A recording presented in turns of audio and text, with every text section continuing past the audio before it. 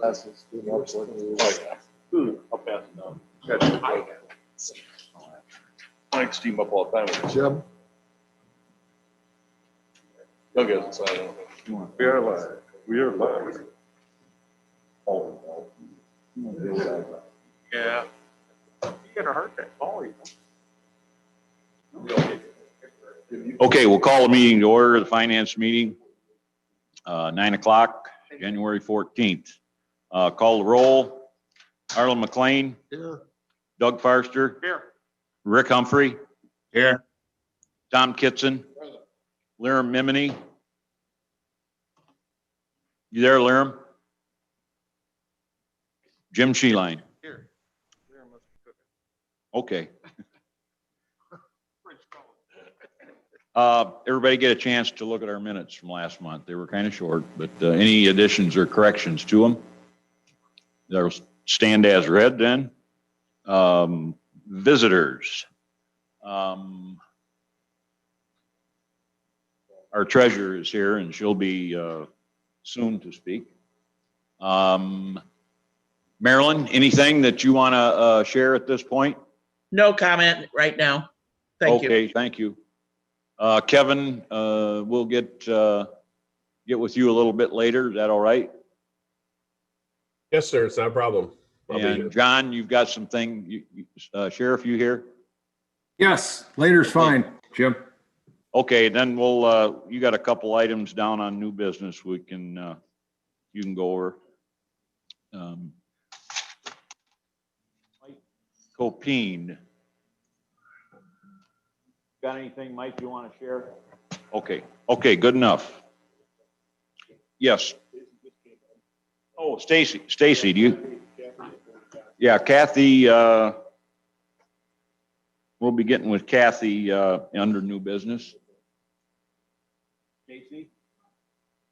You have anything that you want to share with the committee?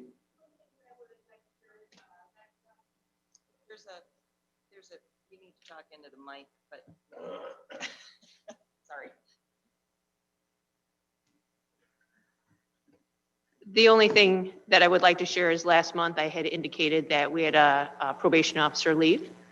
We have since done interviews and we have a new individual starting next week on Tuesday in the same salary range, a little bit less.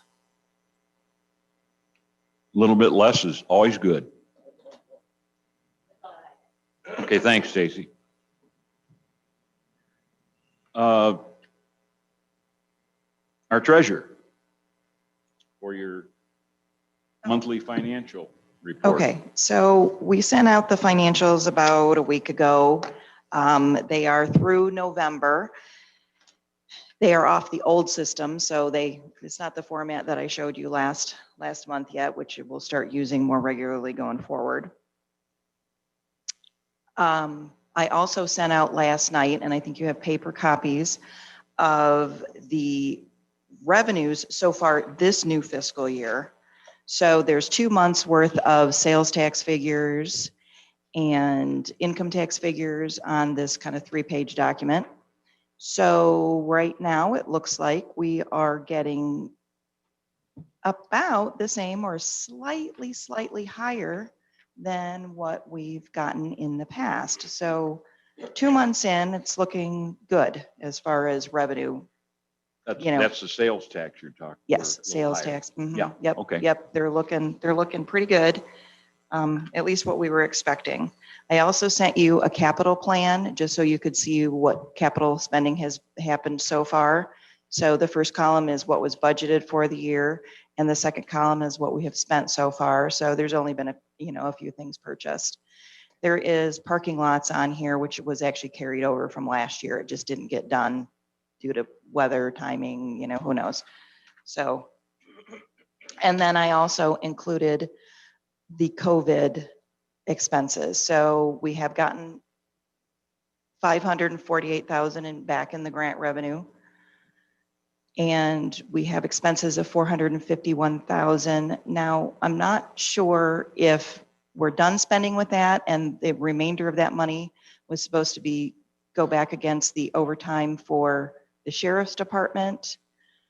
I guess I probably need to track down I don't know, maybe Kevin or John or somebody to find out if that's supposed to happen.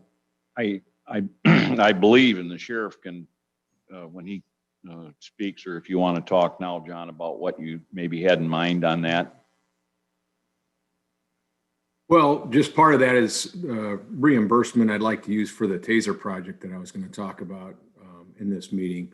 But yeah, I just wanted to find out where Paula was at with that reimbursement, if she'd received the checks from the CARES reimbursement program yet or not, all of it.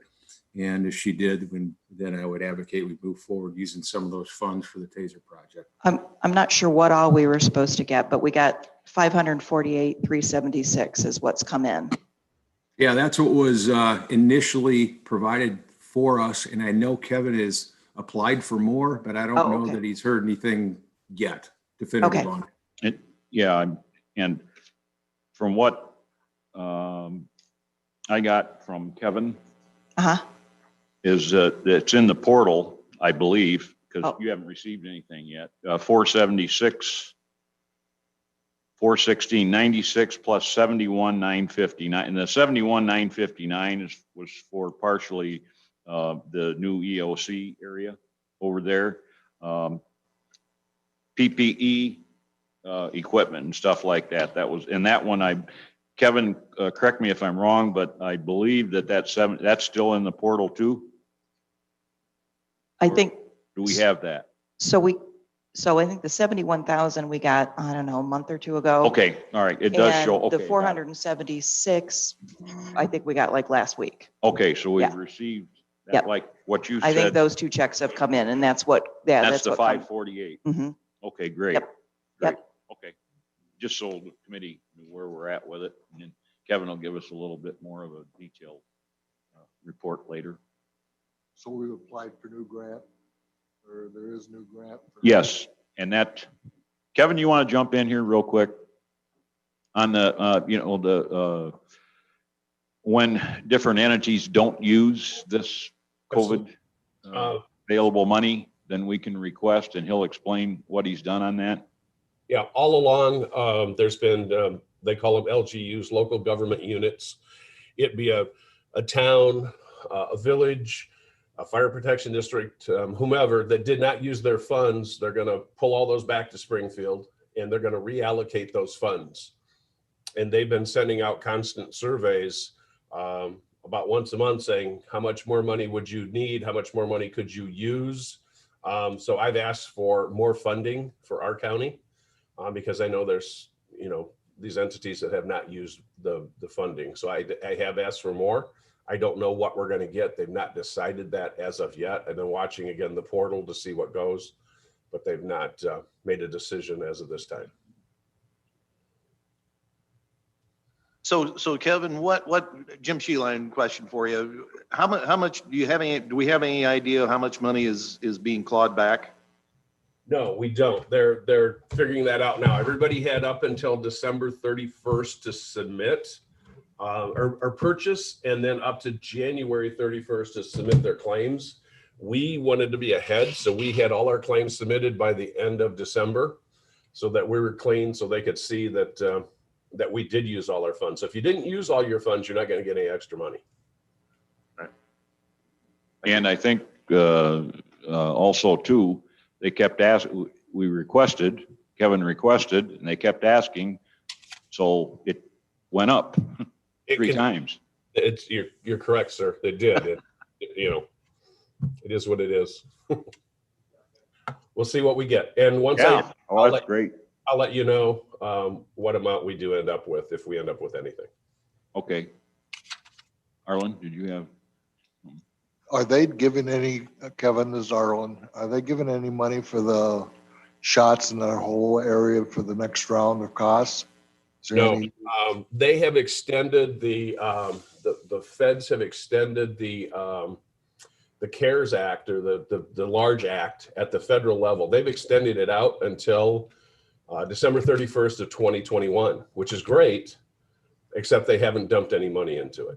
So it's the same money, they just extended the timeline, which may benefit some of the entities in our county that have not applied to use their funds yet. So There's one entity in Lee County that has $42,000 that's available to them and they've not used it. And I've went Do we through. have any idea when they're gonna make a decision on the other counties and what we could get? No, I have not heard back from them yet. So, but we continue to work on distribution of vaccine and the things we need to go with that. So, Okay, Kevin, thanks. I'm sorry, Paul, you had more that you wanted to? Nope, go that's on? all that I had unless you guys have questions for me. Questions for Paula at all? Jim, I got a question for her. It's Rick. Yeah, go ahead, Rick. Hey, Paula, on the spreadsheet that you sent out for the sales tax revenues and stuff, Right. and the far left column's got the months on there, but they're not corresponding with each other. I mean, how, can you explain that to me so I can understand it? So the first column has when we receive it, and the Okay. second column is when it was accrued by the state, like when the Okay. state collected. So it just takes them a couple of months to turn it around and get it back out to us. So the first column is the actual month that it should have been accounted for. Right, it's when we actually received the cash. So we received cash in December, but it was the October collections of sales tax that we then Okay, all right. received in December. Gotcha. Yeah. All right. Mhm. Thank you. Any other questions for Paula? Okay, the quarterly report, Paul Rudolphi sent that out. I think everybody got a copy of it. We'll go ahead and sign it and approve it. I got it here somewhere, Paul. Here it is. Okay, you just need to make a motion and approve that one. Can I have a motion to approve the quarterly report? Motion by Tom Kitson, seconded by Jim Sheeline. All those in favor? All right. Aye. Report's approved. Insurance Committee and Gredco. Lyram's not on here, so we won't have a report from Gredco. Insurance Committee, anything on that? No, Jim, I'm sorry. Have not had a meeting, so, and I need to get with the chairman and talk about when, because I don't know what the cycle of that is. I think when I talked to Tom and I took that over, that we usually have something in the spring. Yeah, 4 times a year, and so we Okay. haven't met at Okay. this time, so. All right. Thanks. Well, you just give us an update, Jim, when you do. Will do. Monthly resolutions, we have none. Old business, I don't think Dave Bowers, Dave, are you on? I don't think so. But on the update, I do know that the fire alarm system has been installed at the food pantry. Shovel-ready grant, I believe, that's in process for the, John, correct me here if I'm wrong, but that's for the demolition. That's for the match that we have to come up with on that one. Correct. We haven't been told no yet. That's about the status. Okay, Oh, all right. yeah. And I'm not sure where the phone system upgrade's at this point, unless somebody does. So that would be that update there. The CPACE resolution, which I just talked with Charlie. We haven't, this has been tabled. We'll just keep it tabled. We haven't heard anything from Andy Shaw from Black Hawk Hills on that one. On the litigation invoices, I don't know if we've received anything on that. Marilyn, you have any info on that one? No, I talked with Kelly Murray at CIRMA several times, and they were going to meet with their attorney. And as I understand it, a letter was prepared saying what was covered, and it should have been sent, or it was sent to Bob at the courthouse. So I don't know if Bob's received that letter, but I was told about a week ago that it had been sent. Okay. Bob, did you get a letter from? It probably would have been from Charles Dykema, who is the CIRMA attorney. No, I did not get anything yet. Okay. Okay, it was Okay. supposedly sent to you at the courthouse address. No, I'm from Becky shaking her head too. I never got anything yet. I can look Okay. into it though. I was told that you would have received something, so I'm kind of caught in the middle here. Yep, I'll follow up here and maybe I'll have something by executive. Okay, thank you. Okay, thanks, Marilyn. Moving down to new business. We have a replacement employee in the recording department. Kathy is here. She'll talk to us a bit about that.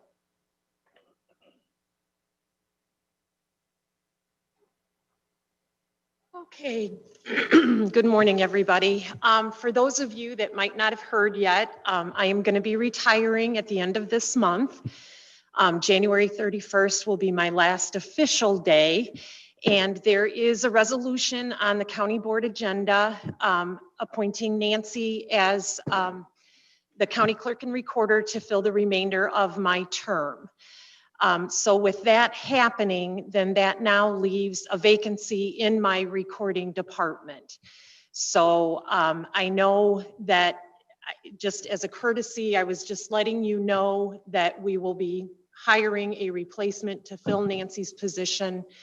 It naturally was budgeted in the budget, so there will be no change in what we currently have in the budget. So I just wanted you to know that we will be filling that replacement for Nancy's position.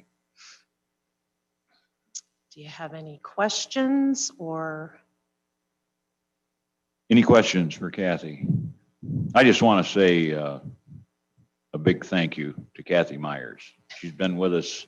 She's been our clerk since 2010, I believe. Am I right there, Kathy? Yes, you are correct. And she's been on board since 1999. So she's 21 years with us.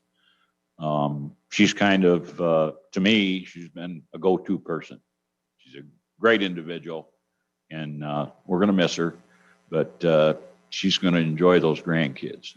Say that right now. So anyway, thanks again, Kathy. All right, well, thank you. And again, it's been an honor to serve. So thank you very much. Okay, in your agenda packet, there's a HVAC control system repair from Cerrone, I believe, $5,755. And I think we need a motion on that.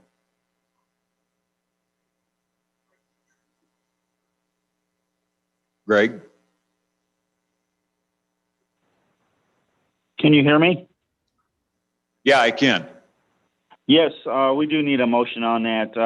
We've run it through properties, and it's additional to the $10,175 that was approved back in September 24th, 2019.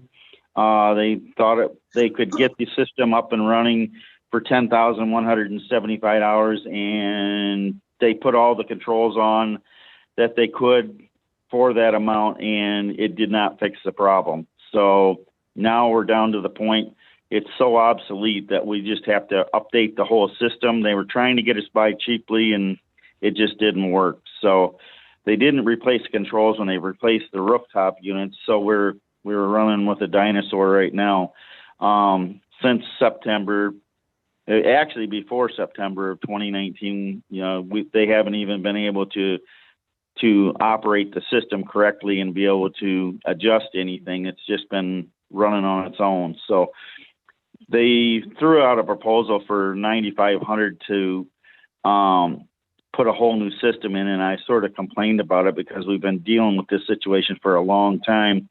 And then they came back with the proposal for the $5,755. So they dropped it down quite a bit for us, knowing that we've been waiting patiently for this problem to get corrected. Okay, so we've already put the 10 grand in it. Is that right? We have not paid them. Okay. So we were holding that to trying to get them to keep working on it, to do everything they could to get it working. And we're down to the point now where they've tried everything that they can do, and with less than changing the whole system, which, you know, 3/4 of it's already done now. So, the extra 5,755 would actually update the whole system. Okay, Mr. Chairman. Jim? Where's the money? Greg, is this in your budget or do we have, or is this going to blow a line item in the budget? I got money in the budget, but with all the remodeling and everything that we have been doing, I'm hoping that I'll have enough budget to continue through the year. It'd be nice if we could pull it out of capital. I know we hate to do that, especially this early in the season, but it's up to you guys if you want me to pull it out of my budget, and I'm trying to skimp by as much as I can. Tim, Yes, is Paula still in there or no? Yeah, she stepped out. you stepped out. Well, I guess from what I'm hearing is that 10,000 of the 15 or potential 15,000 should have come out of like 2019 or 2020's budget. And my question is that money still available, or are we going to be 15,000 upside down? Yeah, it's a good question. I'm not, Because it sounds like it sounds like 10,000 was already approved, but we just haven't paid it.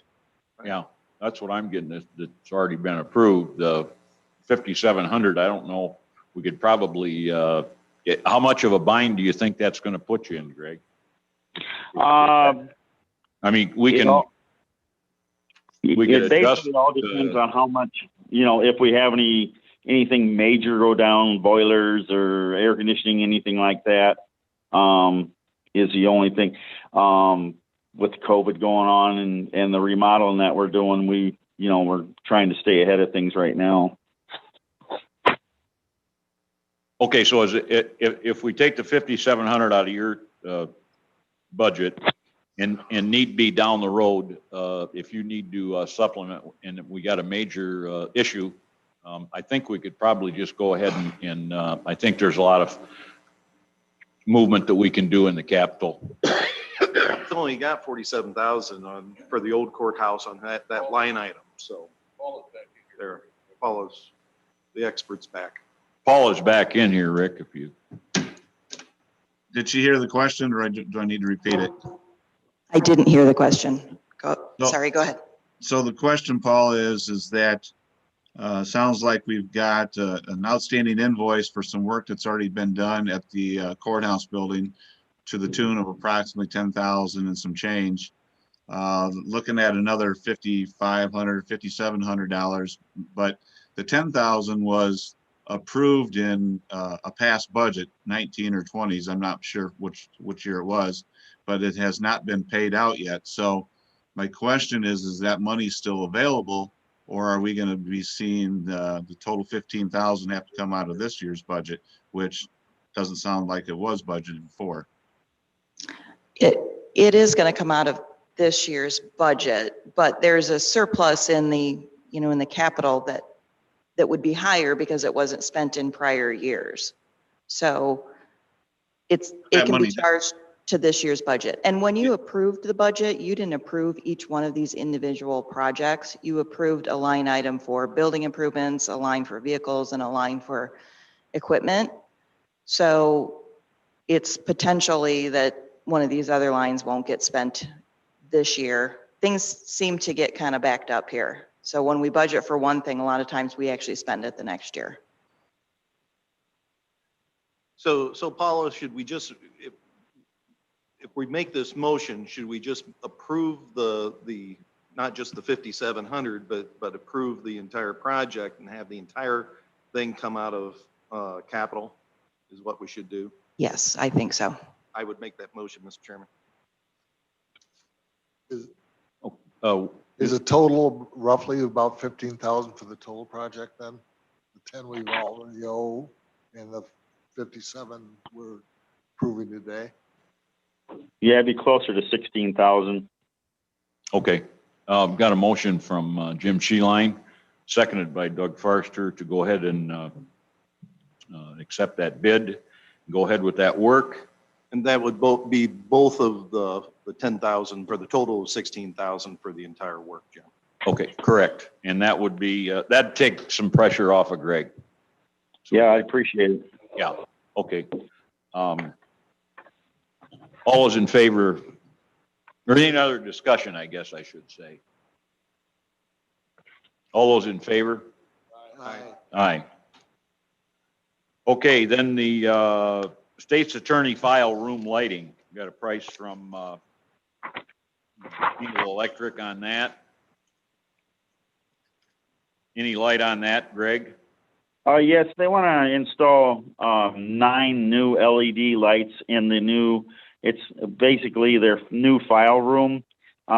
We didn't do the lighting till after we got the files in there, not knowing, how much lighting we're going to need to light that up, because I don't know if you've ever seen those files, but they're real long hallway style files that roll into each other. And so if you roll one over, then that line of lights is blocked and then you need another line. So that's why they figured 9 LED lights in there to light that up properly.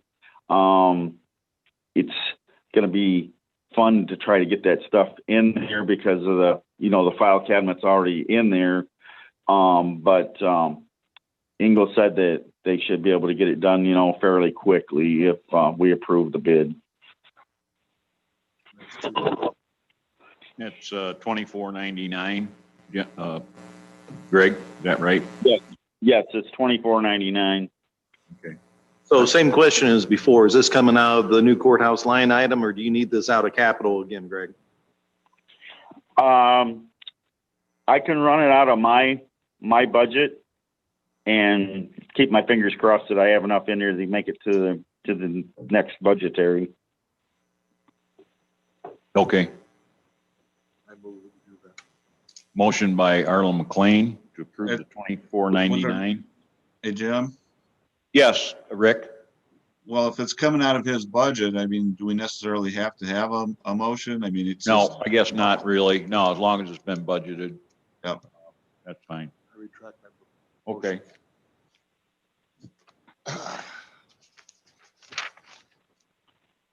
Next one would be the donation of 4 county-owned parcels to Habitat for Humanity. We're not going to be discussing that today.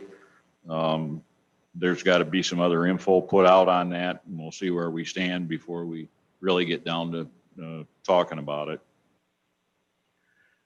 Just for Chairman's information, I did get Brad, what can I say Brad's last name? Yeah, Hunsberger, did hit me up after morning mass this morning, and they were a little surprised that we're backing off, but at the end of the day, they said they're going to be okay, and Okay. They're willing to wait until we get our ducks in a row. So We'll get some more info on it and see what path we want to go, Jim, for sure on it.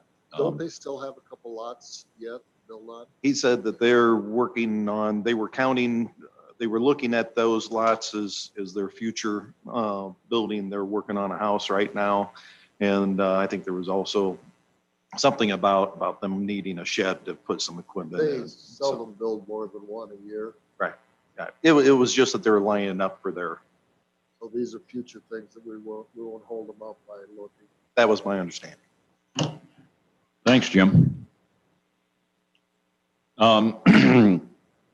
Use of the old LEC for substance abuse. I think the sheriff can give us some information on that.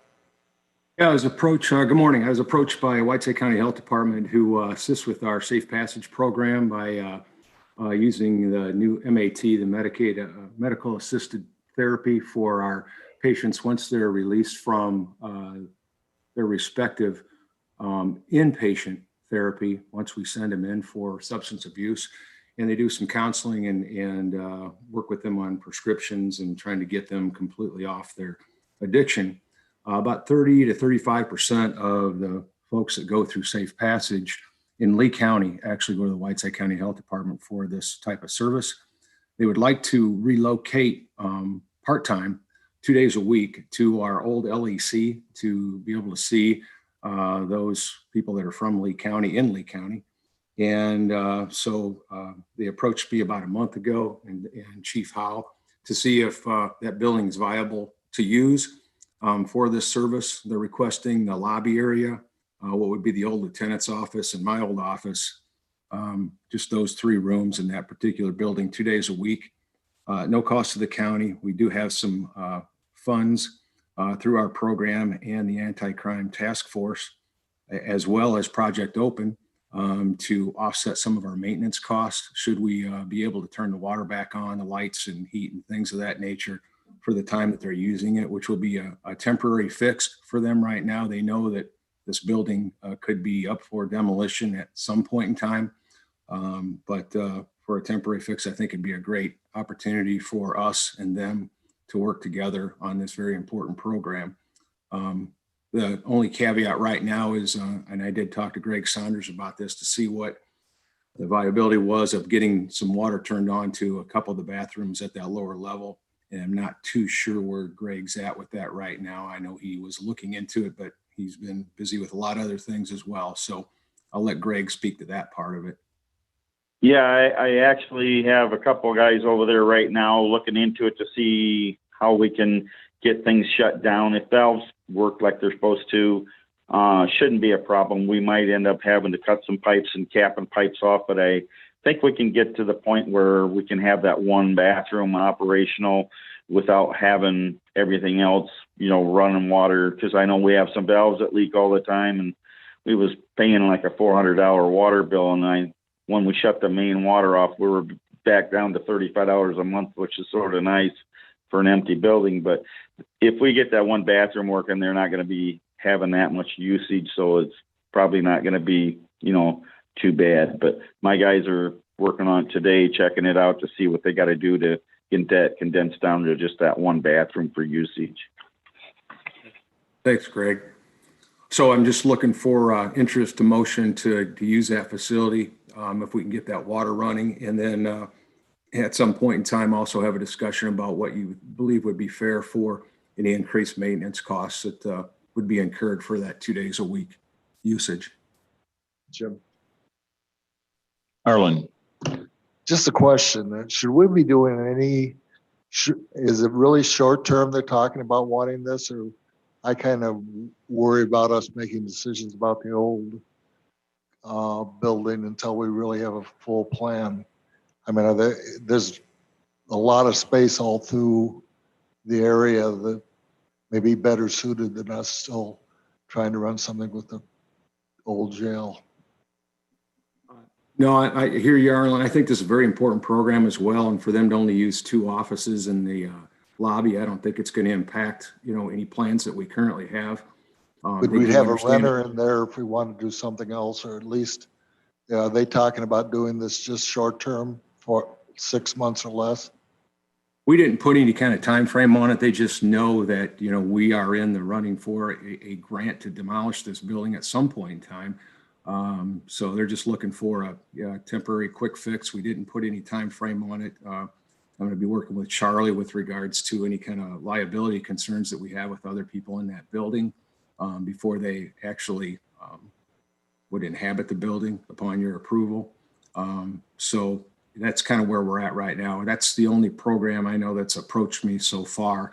Others have looked at the building, but it just didn't work out for them. I was just wondering that, should we make any decisions on the old courthouse till we have a general plan? And there's plenty of area that they could rent cheap or whatever, and would not make us have another thing to consider in our remodeling or tear down or whatever. So that's really my question. I'd be supportive of the program, but not necessarily in the old jail.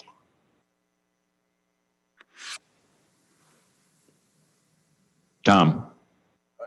John, I think the program sounds great, and having people in Lee County, the service in Lee County is wonderful. My question I have is, you said there's no cost to county, and then Greg said we had a $400 a month water leak that he's going to try and avoid or will fix. What real costs are we going to have? I mean, the heat and the water, and we can't really turn this thing off for 5 days a week without having to drain all the water back. So what real costs are we looking at to heat it and keep the water on and so forth? Has anybody figured that out? I guess simply put, Tom, is that we'd look at what our bills have been the last few months since it's been closed down, and any increase in those would be covered by the Anti-Crime Task Force Fund and Project Open monies they've already committed to Okay. this program. Thank you for that clarification. I know you said that to begin with. I just wanted to understand exactly where we're at. Appreciate it. I think it's a great. And I don't have those numbers in front of me. I guess I'd have to get with Greg and find out what those average monthly maintenance costs are now, and then we go from there. Sure. No, that's fine. Thank you. Appreciate the explanation. Well, a lot of that heating and everything's going to stay the same because we're keeping it warm in there anyway to keep the pipes and stuff from freezing. So I don't think there's going to be a big change in your consumption of for heating or water, really. Electric, it's a commercial meter, so you have to use quite a bit to make that change also. And they're just going to be using some lighting in a few outlets. So I don't think you're going to see. It's basically going to be the same cost whether it's sitting empty or being occupied, as far as I'm concerned. All right. Thank you. That's the case then too, Tom. What I'd be looking for from them is a donation, a monthly donation of sort for the use of this building if our costs really aren't going up much at all. Okay. And please understand, I'm not trying to be cheap about it. I think it's a great program, but we have to look out for the costs. Thank you. I understand. I think we can, there's ways to figure out, prorate it and calculate, how we can do it. Greg can help with that. And we'll accept the donation. Any other questions for the sheriff on the, do you want a motion to send it? You want this to go to executive, or is it already on there, John? I don't believe it is on executive. So I think we need a motion to move it there.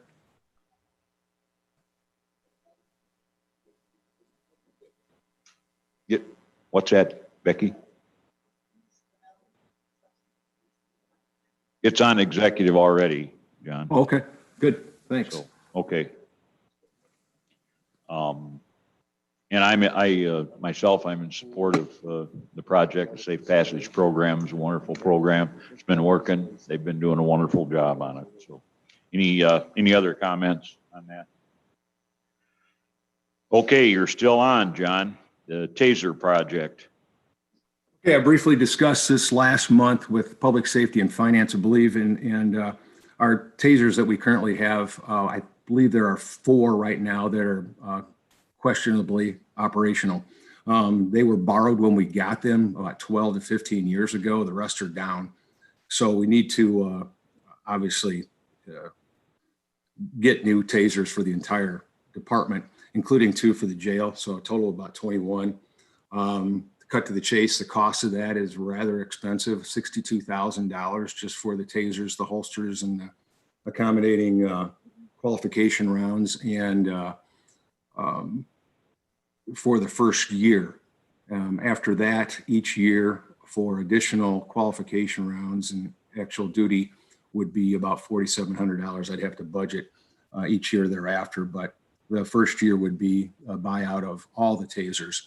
They do have a program where you could prorate this for 5 years, but I'd rather, if we could, use the monies coming back from the Cures reimbursement program, including a $13,000 I have coming back from a metal detector that I returned that purchased 3 for the Cures program. We only kept 2 after doing some R&D on them. They'll be useful for the jail, not for the courthouse. So I am going to get $13,000 reimbursed for that. So the total cost of this project would be closer to $50,000. And I'd be requesting the Cures reimbursement money that's coming back to use towards this project. Questions for John? Bob? Hey, John, after it looks like that HB House bill passed yesterday, and I know the governor's got to sign it, but reading that, I think you're going to need video on each deputy. Is that coming up down the road, do you see, or not? Well, I was going to mention that while we're talking, since yesterday, obviously during public safety, that hadn't been formally decided. Now we know it has, as far as being passed through the House and Senate. So yes, and I've been researching the 750-page document. The thing about the body cameras that you're alluding to, Bob, we as our community, based on population, will not have to have the mandatory body cameras in place until January of 2025. However, we need to take a look at that expense. So while I was researching the TASER project, the same company offers the body cameras. And so I got a total package price, and as long as you're sitting down, $211,169.40 for the body cams and the TASER project together. Now, this is kind of like buying a Cadillac versus a Tahoe, where you get a lot of extras when you buy things in aggregate like this, a total package of body cameras and tasers. So we're getting enhanced training for the taser as far as suits and different scenarios that you can run with the tasers, and evidence documentation and redaction and all kinds of stuff. So it is a really good project to do it together.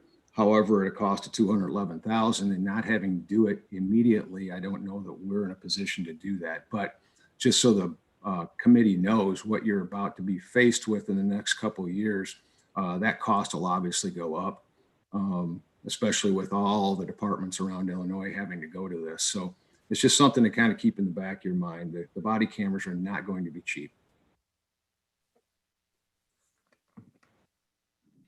Jim. Yeah, Arlen? Sheriff, this is Arlen again. What's wrong with our current tasers? I didn't pick that up. You started with that question. Current tasers, we have 4 that are minimally operational right now. They're That's it. non-operational? They're minimally operational. In other words, we're not really confident that every day they're going to do what they need to do. So I need to get rid of them. 2 of them are borrowed. The rest are borrowed and they're down. So how many total tasers in the world we had money? 21. How many? 21 we're going to need. 20. 21. John, is that going to be for correctional officers? Will they have them too? 2 in corrections, yes.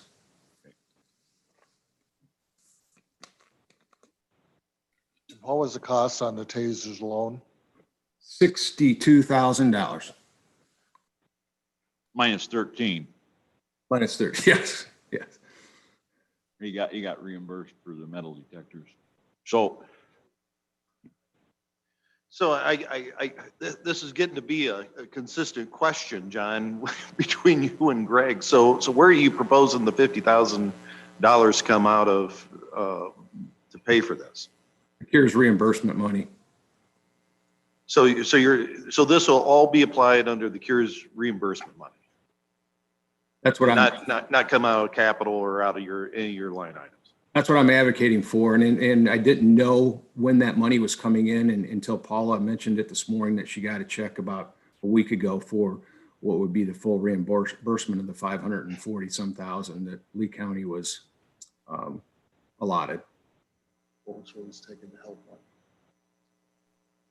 according to Paula's figures, after the reimbursement, John, there's 96,819 available.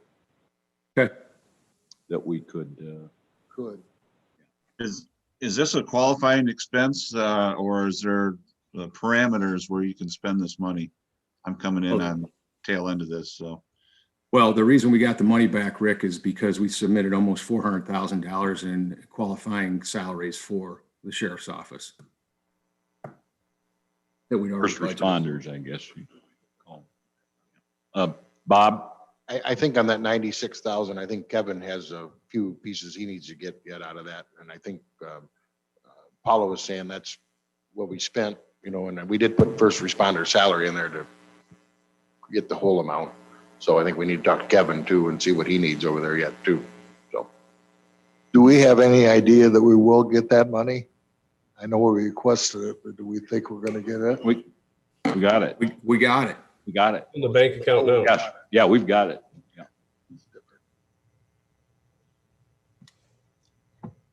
This is Marilyn, following up on Rick's question, because I don't think it was really answered.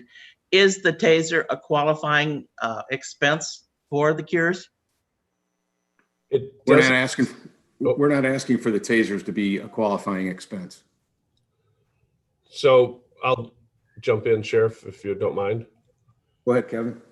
So there were qualifying expenses, but the feds changed it partway through the program and said first responders, i.e. the sheriff's department, are probably responding to a COVID incident every single day, not only overtime as initially was planned, but salary.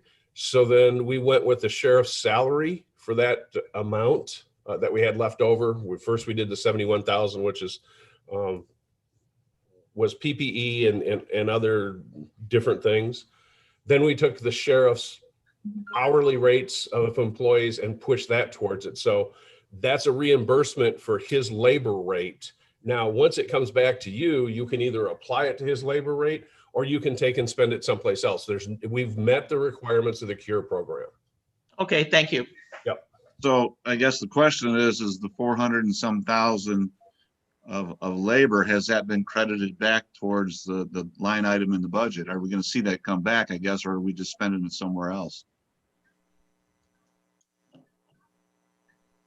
It's been spent in a lot of other areas, Rick, generally for the EOC build out and some equipment that Kevin needed. That was our main expense for the CURES reimbursement. So we really haven't seen any or realized any, I guess I'll call it savings. I mean, we just overspent the money that we received. Right. The 548 was the initial amount allotted to Lee County. And like Paula said, we spent 451 so far, which includes the EOC build out, which includes PPE and all the other expenses of helping to administer the vaccine. So this is Marilyn again. Should some of this money been allocated to the sheriff's salary? Because I know he's going to end up overtime. He always does, or over on his overtime budget. Could we be using it for that rather than spending it somewhere else? Well, that's kind of what the money was for, it sounds like, but that's not where it's going. So that's a concern. And I agree with you, Marilyn, that probably should be put back towards overtime or salaries.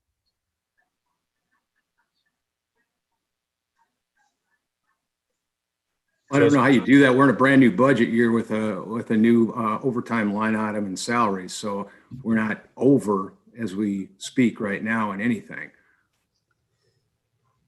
But we all know we will be at the end of the year. Yeah, and I believe, I'm not quite, Kevin, on the EOC, was that right around 300,000? Is that where it was at? Yeah, let's call it around 250, sir. 250? Okay. Yeah. And then, Mr. Wentling, as you and I spoke the other day, so we're having to distribute these vaccines. So again, that's what this money was intended for also. So I'm going to have some of those expenses of other expenses that'll add in there. So I don't want to compete with the sheriff, but we still have things to do. And I'm hoping we get more money in to satisfy all the deficits. Okay, Tom? John, I guess one of the concerns I have is why we didn't hear about this at budget time, and we're just shortly after that. But at this point, as we look at everything that's going on and how much money we're getting back, I guess I'd make a motion that we table this till next month and look at it again and see what we've developed in income and outgoing this whole CARES thing for the virus.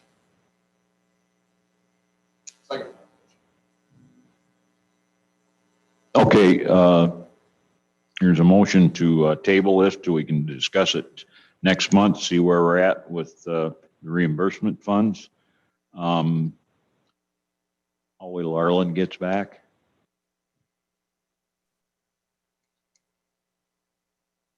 I would have to look and see if, I mean, I'd like to see us have the tasers. And we need them. No doubt about it. But as far as, we got to actually figure out what is available from that reimbursement and what, the EOC and sheriff possibly, can share, with it, I believe, but, is there John, is this, I mean, can we review this, table it today and then, get more information for, is that, will that work? Well, I mean, if that's what you want to do, that's certainly up to the finance committee. I understand what Kevin's saying, and maybe, another month will give him an idea of where he's at with his expenses as far as rolling out the vaccine deployment and things of that nature, which is obviously very important.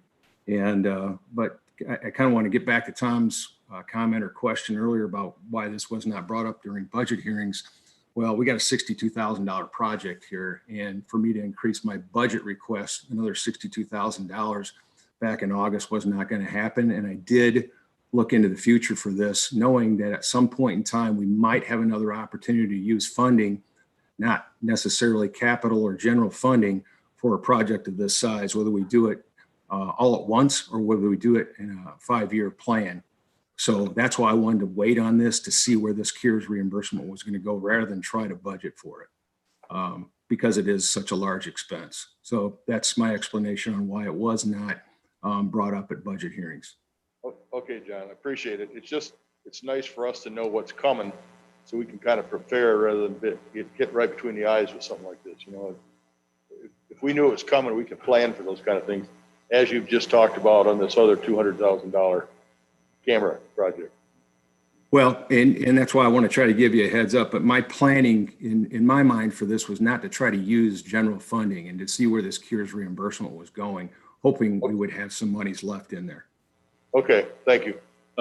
Jim Sheeline? And then I want you to interpret this comment as trying to micromanage what you're doing, John. But your comment in light of the new legislation, if there's a way that we can roll something together that ends up where we have better service and better equipment and a better package for a certain dollar amount that we can pay over a period of time. If we can do something like that, I'd certainly want to be looking at that rather than doing for lack of a better word, an ad hoc purchase and then having to do something on down the line. So if we could put a plan together, I'd sure like to see that.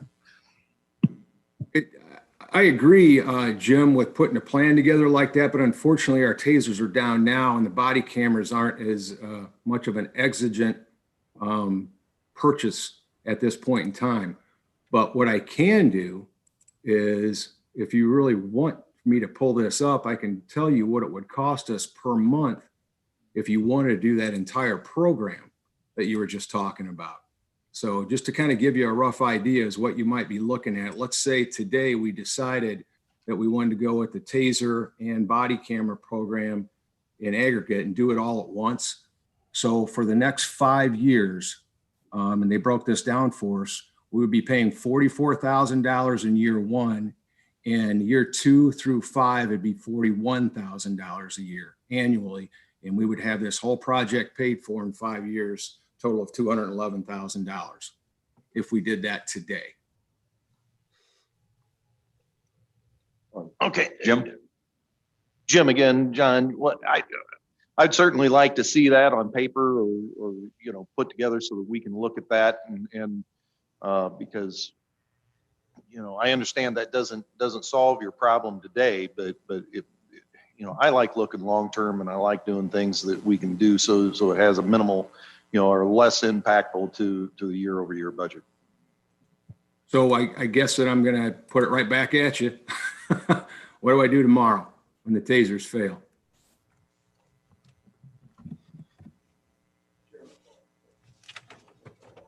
Yeah.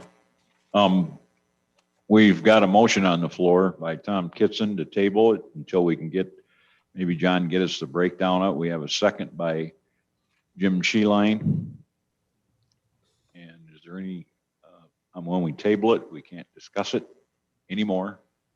So I need a vote to table this until maybe we can see where we're at a little bit better and maybe look at that breakdown that the sheriff has. All those in favor of tabling? Aye. Aye. Opposed? Okay, Jim? So as you challenged me, John, and so I'll try to answer back, and that is there a way that you know, as you go through this month, and I know now this puts you back a month, but you know, also to think about giving us some information on whether, you know, the 21 is what you need to get you fully done. Is there, you know, could you get by with five more at a certain cost, or give us some other options on what you do to get by until we get into this whole program? I'm okay with, you know, putting this off a little bit, you know, it's until Kevin kind of gets his area taken care of, and then maybe we can revisit this. So next month. And I just sent you that, you and Jim, that entire document that we just talked about, by the way. So Okay. you can kind of take a look at that as well. Yeah, I mean, we can do all sorts of things, but understanding how we work is that the deputies start their shift in their driveway, and they may have a call right away. So they're not going to be able to come into the office for those shared tasers on a regular basis if they should need them right away. That's why we have them distributed throughout the county the way they are, and have their self-sufficient equipment on their person, because there's many times they get called out from home right away, or they have a call as soon as they go 1041. So they need to be equipped properly from my perspective. And so that's just kind of my 2 cents worth on that. But we can revisit this next month and see where we can go. I do have a question involving all this. I know we're talking about the CURES funding, and I know our budget doesn't cover everything we want it to cover. Could we do a meeting between John, myself, and somebody from finance to decide how we're going to do this money, so that in the event anything ramps up here with this vaccine distribution, that I don't overspend and spend the money that you may want to allot for something else? Sure, we can do that. Thank you. I'll get a hold of you, Kevin. Thank you, sir. Well, yeah, John's going to be, oh, we could do it by Zoom, I guess. Yeah, if you know, I'd be available anytime you Okay. guys. All right, yeah, we'll get together. Next on the agenda is a staffing study. Sheriff's still on. Still on. Okay, talk to public safety about this. And this is something I want to kind of get started earlier this year. We talk about it at every budget hearing about the shortage of staffing at the sheriff's office. You know, I'm predominantly talking about, you know, another detective, couple in patrol, you know, corrections we have to kind of get squared away as well, whether we use part-time people up in the mezzanine or not. But it's all in a comprehensive project. But a lot of times we wait till budget hearings to talk about this. I realize from the financial part of it, it's difficult to start talking about hiring new people and the expense related to it. But over the course of the last 6 years I've been here, and especially last year, obviously that was an anomaly. You know, our people are getting worked to death. We don't have remote work. We're open 24/7, and there is our deputies that worked last year that had 3 weekends off, and that was it. We're just working in an abundance overtime. There are people that have gotten hurt, people with COVID, people that retired and resigned, and it's part of doing business. I get it. I'm not complaining, but with the shortage of staffing, the minimum staffing that we have right now, as soon as somebody's gone, we incur overtime. And it's not just the financial part of it that's impacting us now, but it's the workload, the work hours, and these people are tired. In the last 3 months, the chief deputy, myself, and the lieutenant have been working regular patrol shifts and regular shifts in corrections, just to try to give them a break as best we can. Many of us had maybe 3 days off in the last couple months. Probably why I'm sitting here with COVID right now. But nonetheless, it's getting to the point where we need to do something. And I don't know that I'm doing a good job or a good enough job of articulating to the board where we're at with this right now. So what I'd like to offer is to get an independent company coming in to do a staffing study of the sheriff's office, so that we can really dig down deep into this and figure out where we need to go. And Bellwether did this for our fee study a couple of years ago. It's a company based out of Bloomington, and they're more than willing to come in and do a full operational staffing study for the sheriff's office. It's going to cost about $12,500 to do this.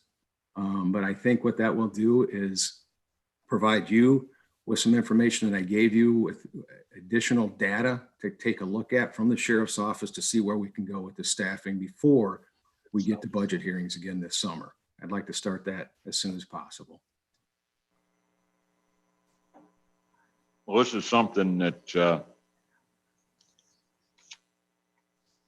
I think we had talked about it before, John. We did do the fees study, and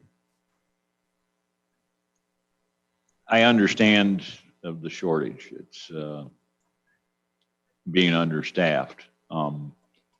So this is a big expense. I don't know how soon you had planned on doing this, or is there any, was there anything put in your budget for it? Or is there a line item that we could use to do that?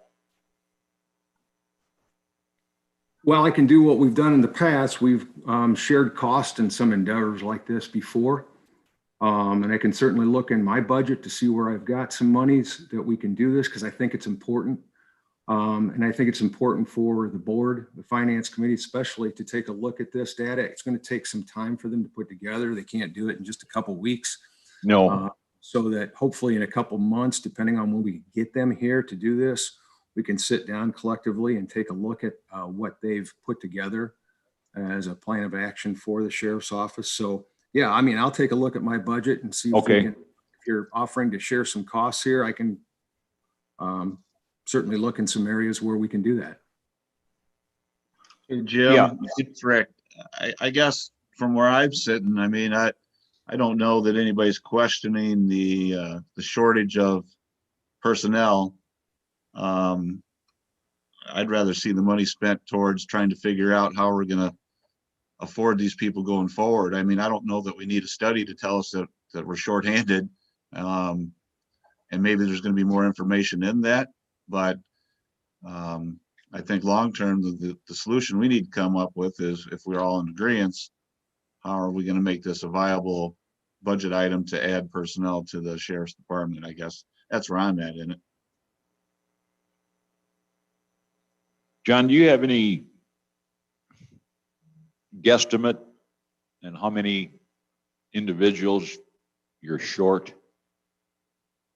Or how understaffed are you? Do you need 6? Do you need 10? Do you need 3? From my perspective, and having looked at this for the last 6 years and understanding the financial part of this, 1 detective and 2 in patrol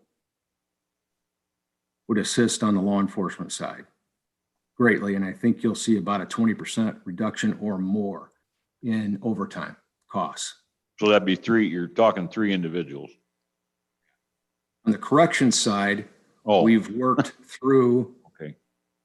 And we've discussed, and we're in the process of further discussion through negotiations to talk about maybe some part-time assistance in the control room.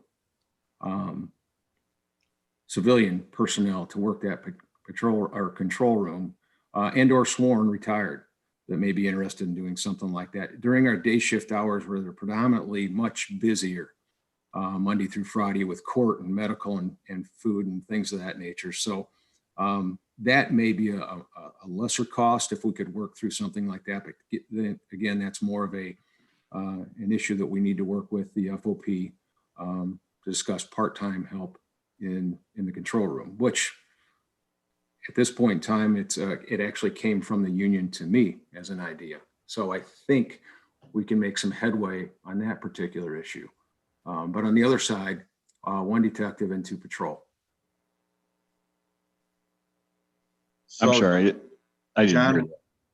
John, would it be out of line to have you put together some type of a plan going forward on how we can, you said there's possibly a 20% reduction in overtime and stuff, and just put together kind of a analysis of, what these extra people would provide for your department, along with the savings on the overtime, and just see what the end result would be with salaries and additional equipment and everything else that would be needed with that, so that we could kind of look at that and say, okay, we need an extra, I'll just throw a number out there, 150,000 a year versus spending the 12,000 on this study immediately, and give us something to kind of look at that way. Would that be too much to ask, or? No, I think it's something I can put together, Rick. I mean, from obviously a professional standpoint, Bellwether does this, that's their job. I've done staffing studies before. I can put together what you're asking. It's probably not going to be as comprehensive as what a company that does this every day would do. So, I mean, first of all, I appreciate, your comments that apparently that you've been in some budget hearings, so you've heard me talk about that. So, I appreciate your comments about the staffing. So yeah, I'll put something together. I mean, and then we can talk about it here in another month or two when I get this data collected as best I can. And, but again, if you want a professional staffing study, it would have to be done through somebody like Bellwether. Me personally, I mean, the professional side of it, I get that's what they do, but I also like to, I guess, give the control back to the department heads to understand their departments and try to run them as efficiently and as we can. And like I said, if there's going to be an additional increase in money have to be spent, I'd rather throw it towards the department than giving it to an outside source. So that's me personally. I don't know where the rest of the committee sits, but that's how I feel about it. Okay, thanks, Rick. Arlen, did you have any? I just wondered if we could do a history of what the position counts were, and I was under the impression that a lot of the overtime this year was because of COVID and some other stuff, and we're getting some of that reimbursed.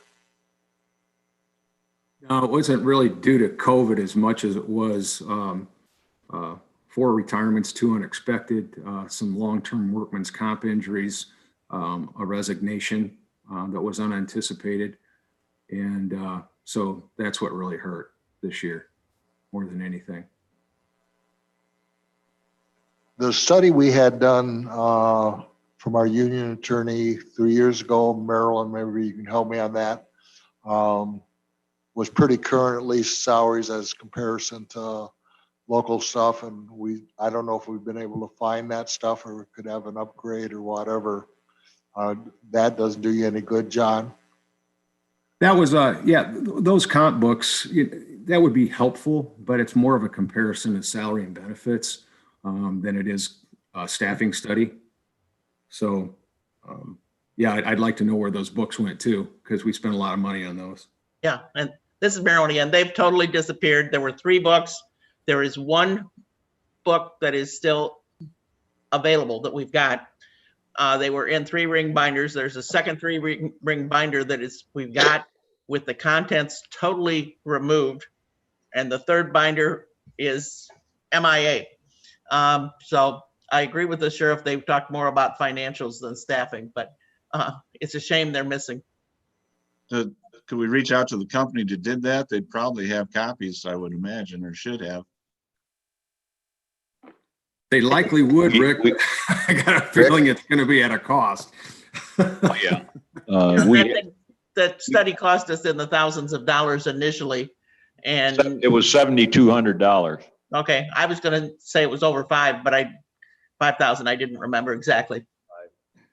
Well, phone call wouldn't cost much. We just call them and ask them if they got them and what it would cost to get a copy of it if they're going to be helpful, I guess.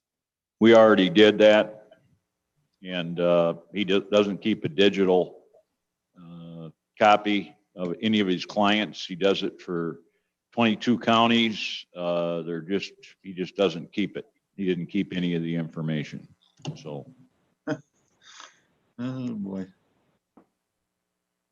Okay, well, John, maybe you can, throw some numbers together and of employees that would be needed to make you comfortable. And then we can, in a month or two, we can discuss about that staffing study. Sounds like a plan. Thanks. Okay, moving on, dispatch service contracts. Oh, I'm sorry. I think Bob, maybe he'll make a comment on this one. It's just, it comes up every year at this time because the municipal agencies, Amboy and Dixon predominantly, that are part of this dispatch services agreement, are asking for, what that increase should be each year for their budget hearings. And so I know our contract is technically expired, but we had a caveat in the contract that should it expire, we would increase those dispatch services fees by the CPI each year. Am I correct, Bob? Yes. Okay. So I think it's probably time that somebody from the finance committee or the chairman, we probably should get back to Amboy and Dixon and maybe renegotiate those contracts. I just threw this out the other day as far as maybe taking a look at, rather than the CPI, using whatever costs increase we have for salaries in negotiations, that percentage would be used to increase the dispatch service fees. And I think that would be fairly equitable between the two agencies that are participating in this. That's just an idea. John, obviously I was involved in that. I thought we had a 5% increase 2 years. Those are already gone through and that's over. That's over, yes. So we really are sitting with no contract. I would also have an impression there's a lot more data out there of how people are paying for the dispatch services. And I thought we were still very, very competitive, if not way below what other people are charging for just. Yeah, I think we are a little bit lower, Arlen, but we came to an agreement, as you remember, during those negotiations. So the two biggest criteria they use for these agreements that I've seen are either salary increases through negotiations and or call volume. Yeah, I was under the impression that it was almost all based on number of calls divided by total costs, but I haven't looked at it for a while. Yeah, call volume is still being used as well, but that was going to be a rather quick leap in the dispatch services agreement at that time, and that's kind of why we backed off of that. Yeah, John, Jim. In 2017, when Arlen and you and I think myself sat down with the cities on this, for the first 3 years, I'm recollecting it was 5% increase each year. The total package was a 5-year agreement, which ends in 2022. Correct. The 2 years after the first 3 were to be the CPI or the formula that was set forth in the contract. Correct.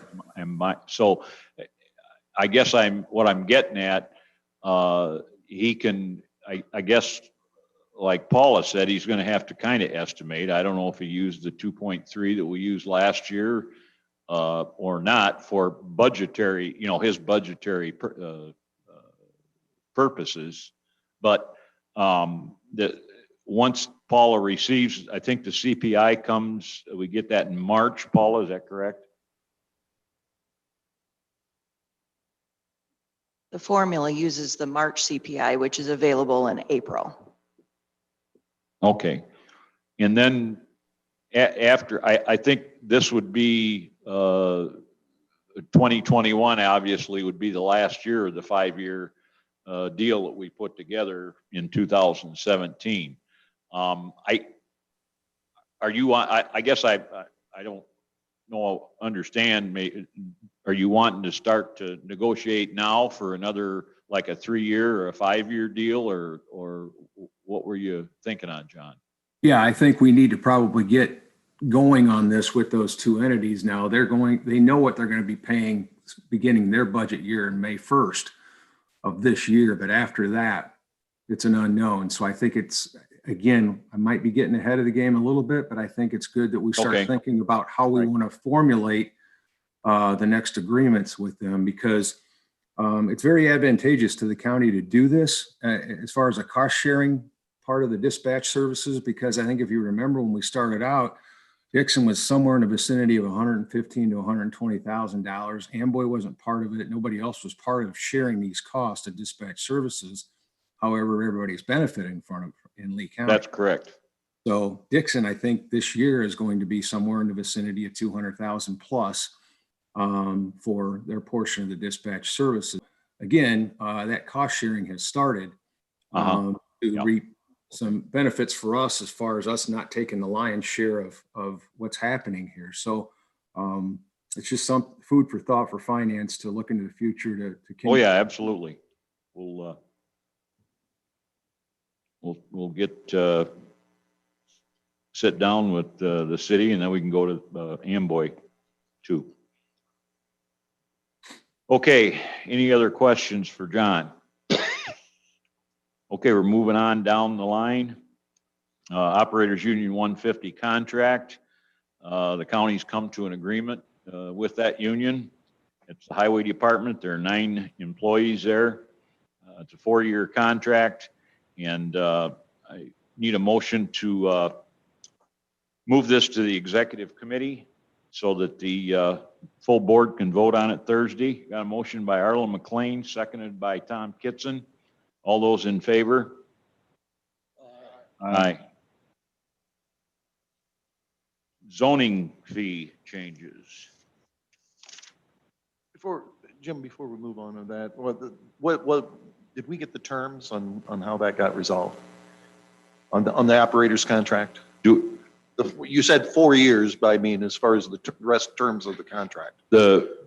What do you mean terms? You mean, Yeah, the rate and it's 4-year deal, but what was the salary increases and all those things? the first year there was no raise. And there was a cash payment made out for that first year, and it's 2% from each year after.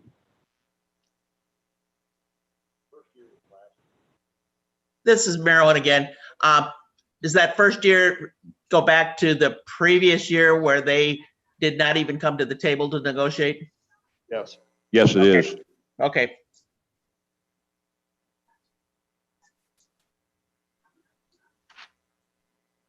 And what about insurance? They were paying 27% previously. Is that still? That's status quo. Thank you. Only thing that was settled was salary and a boot allowance.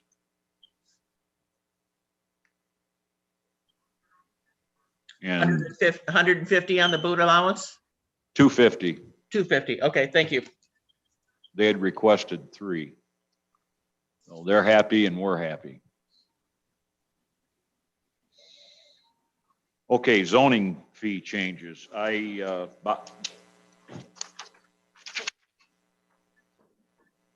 Jim? No, I'll talk to Tom. There was just, it's okay. That was clear. On the zoning fee, Bob, you want to give us an update on that? Yeah, I talked to Dee this morning. She's going to change the petition fee. She's not ready. She'll bring it back next month and go through committee and do it. But right now, the current petition fee is $525, and it costs per diem for the ZBA hearing $535. So, you know, we're $10 underwater already. So she's suggesting to move it to $600. Also, she's going to increase the extra petition hearings, like solar hearings and wind farm or what have you, to $800. And that's going to cover, it was 600. She's going to move it up, in other words, to cover security. We're going to have a bailiff here at nights, and we're going to make the companies that are petitioning pay for the security, basically. So I think she's going to have something next month to bring through committee, and then we'll move it on to executive then.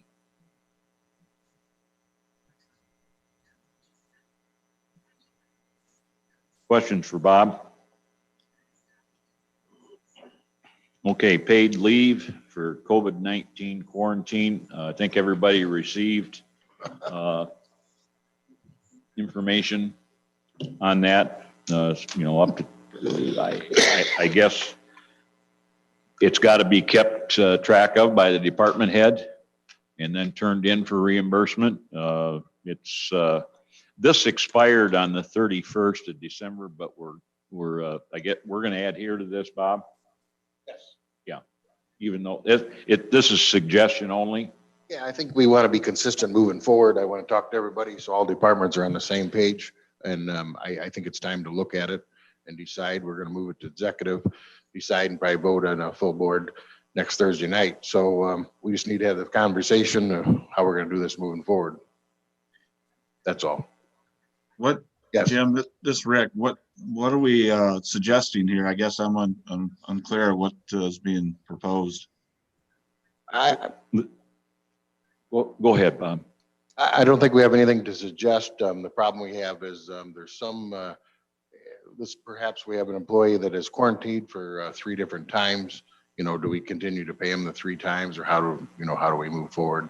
And I just want to make sure we're all on the same page. And this come out of Sickage. She sent it to us. We want to send it out there for conversation and make sure that we develop a plan and move forward so we're all on the same page. So I guess my question is if an employee has sick time or vacation time, do they use that first, or does this come in before all that? And then we just keep accumulating what they're actually getting paid to use, or how does that come into play? So right now, and correct me, Becky, if I'm wrong, but right now we're paying, if they're quarantined or they're home with COVID, we pay them 10 days of work days, so 2 weeks.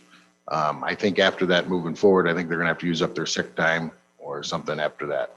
But right now, we've been paying it all along. So if you're quarantined 2 or 3 times, we just pay it. So I guess that's the question. Do we want to continue that path or do we want to? But isn't that a little backwards? I guess, wouldn't they use their sick time? Because that's what sick time is for first. And then if we get an event where they've used up all their sick time because of COVID and they're sick again, then that would kick in. I guess it just, to me, it looks like I don't want to use the word rewarding them for having COVID, but ultimately that's what it ends up being. Yeah, I think you're walking a fine line there. I think at first, the CURES grant was designed to cover this. We could be reimbursed for it. I think we got reimbursed other ways. So we decided we were going to pay them upfront. If you get the virus, contract the virus, we don't want you here working. We want to make sure you stay home. So keep it out of the building, keep it out of the county. And I agree with that. Yes. So, you know, I have a problem with asking them to use up their sick time for something like that. But I think we're getting to a point where if you're quarantined 2 or 3 times, at some point, where does this end? And we've had a couple of employees that has happened to, not on purpose, but just how it worked out. So, and we've been very fortunate. We've been keeping it out of the buildings, keeping it out as much as we can, you know, so we just got to, you know, decide where everybody's comfortable at. So, And again, Jim, go ahead. well, my question here is the document that we are using, because, you know, we've been talking about this for a couple, 3 months, Bob. Yep. And so is this document significantly different than what we're doing, or is there? That's what we did up till December 31st. We followed the guidelines here with Department of Labor up to the 31st. So Yes. now we're trying to decide what we're going to do forward. Yes, and some of that document in front of you is for if you're in business, if you're in small business or something, you can take tax credits for doing that. That doesn't affect us, of course, but it's a boilerplate plan from HR, and you know, it just comes up. I would just soon have this discussion before we get ourselves into a bind where we want to change. Now's the time to change if we're going to change or move forward. And again, it's going to be the department, up to the department head to do the accountability and all the records so we can turn it in for the reimbursement. I do believe this is for the administrative committee. I don't think it's finance, but I just want to have that discussion. No, I think it's good to talk about it, Bob. I think I asked the admin to come up with a plan to move forward next month, and then we run it through all the committees. So. Okay. Do you have any questions? Okay, and the last item under new business is the budgeted IT salary discussion. And we have a search committee now interviewing for a IT position, an IT administrator position. And at salary, I believe, I'm not quite sure what they're advertising, but they've had 5 people. And they're going to be hiring pretty soon, I believe. I don't know the date for sure. Bob, do you know when they said they were going to do the hiring? It's going to be next week, I believe. Yeah, I think we had a lot of good, we had more than 5. We had a lot of good resumes come in. We picked, the committee picked 4 or 5. They're going to interview, I think, next Tuesday. They'd like to make an offer if they come up with a candidate by next Friday so we can get going. Our department head is, an IT has left, and so we got a void there we need to fill, and we're struggling at IT anyhow. So I think the sooner the better if we can find a candidate to move forward. The reason we're bringing it up is I think we advertised $80,000. I think 75, or I don't know. Yeah, it was, I think 65 to 75 was the range, but Okay, so now there might be a thought that we want to do an accumulative salary, so to speak. And what is the cumulative salary of our IT? so right now, with Mike and Zach in there, plus what we budgeted, it's 178,000. So if we can put that together on a packet with we're going to have the IT, the second level, whoever that would be, and then an entry level IT. So the committee come to me and talk to me, and we'd like to at least keep the package within the 178,000. So we're going to hire administrator for IT. We're going to fill Mike's position per se and Zach's position. So we got 3 positions. We just like to make sure that everybody's on board. If we bring them all in within the 178,000, we're all right, because Zach's position might move up to Mike's position, and we don't have to pay that position as much as we were paying Mike. And it's not necessarily Zach. What I'm saying is we just want 178,000 to work with. We might have to offer this top position 85,000 to get them. We're surely not going to just throw it out there and do it, but we've got some really quality people, and to get them here, it might take us another $5,000. And we wanted permission, I guess, going forward. Doesn't mean we're going to do it, but if it comes to that, I want that available to us to be able to move on it. In that too, like Bob said, that gives the committee a little more flexibility to work with the candidate that they end up selecting. And right now, we're in need of IT help for sure. So yeah, we're down to 1 position right now, and Got 1, and then we got, and Jonathan's filling in here, doing a wonderful job, by the way. Yes, he is. So that's all why we put it on the agenda. We wanted to bring it up. We're going to stay within the budgetary restrictions. I just wanted, I guess, permission, or we talked about that we might have to fudge a little bit to make everybody work. I don't think we need a motion. I think we can move forward with that as long as we stay within the budget. As long as everybody, any questions on that? Okay, Got one question. one question, Arlen. I'm under the impression that, what would I say? Dispatch Services is going to have an IT position too. Is that just going to be paid out of their money, or That'd be paid out of their budget. Yes, has nothing to do with what? has absolutely nothing. Okay. We're not going to have an executive session, so I need a motion to adjourn. So moved by Jim Sheeline, seconded by Tom Kitson. All those in favor? Aye. Meeting adjourned.